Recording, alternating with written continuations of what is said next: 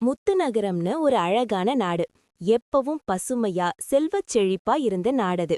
அந்த நாட்ட விக்ரமாதித்தன்னு ஒரு வீரமான ராஜா ஆட்சி செஞ்சுட்டு வந்தார்.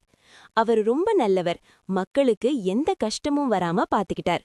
ஆனா ஒரு நாள் அந்த நாட்டுக்கு பெரிய சோதனை வந்தது. திடீர்னு வானம் இருண்டு போச்சு. ஆனா மழை ஒரு துளி கூட வரல. ஆறுகள் குளங்கள் எல்லாம் ஒரே ராத்திரியில வறண்டு போச்சு. பயிர்கள் எல்லாம் கருகி போச்சு. மக்கள் தண்ணி இல்லாம தவிச்சாங்க. ராஜா விக்ரமாதித்தனுக்கு என்ன பண்றதுனே தெரியல. இது சாதாரண வறட்சி இல்லைன்னு அவருக்கு புரிஞ்சுது. இது ஏதோ ஒரு தீய சக்தியோட வேலைன்னு அவர் யோகிச்சார். அப்போதான் அவருக்கு ஒரு பழைய ஞாபகம் வந்தது.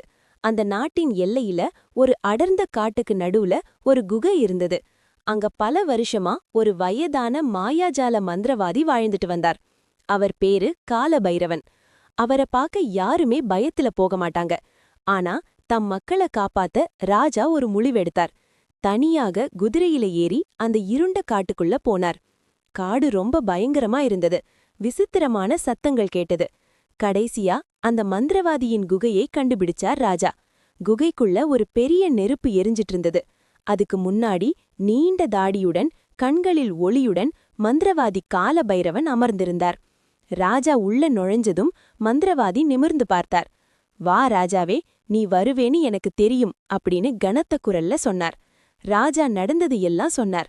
மந்திரவாதி ஒரு மாய கண்ணாடிய உருவாக்கினார். அதுல ஒரு பயங்கரமான நெருப்பு அரக்கன் தெரிஞ்சான். இவன்தான் காரணம். இவன் பேரு ஜ்வாலாசுரன்.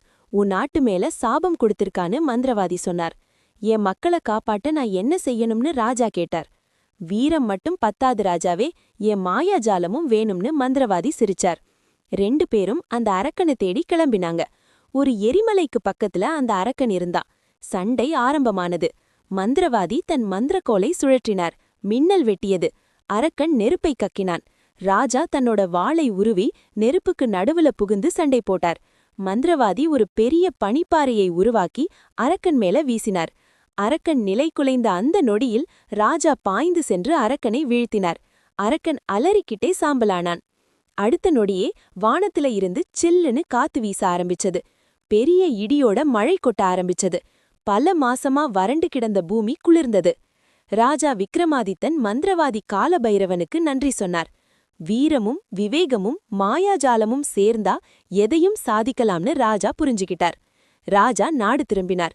மக்கள் எல்லாரும் மழையில ஆடிப்பாடி கொண்டாடினாங்க. முத்துநகரம் மறுபடியும் செழிப்பானது. இந்த கதை உங்களுக்கு பிடிச்சிருந்தா லைக் பண்ணுங்க, ஷேர் பண்ணுங்க.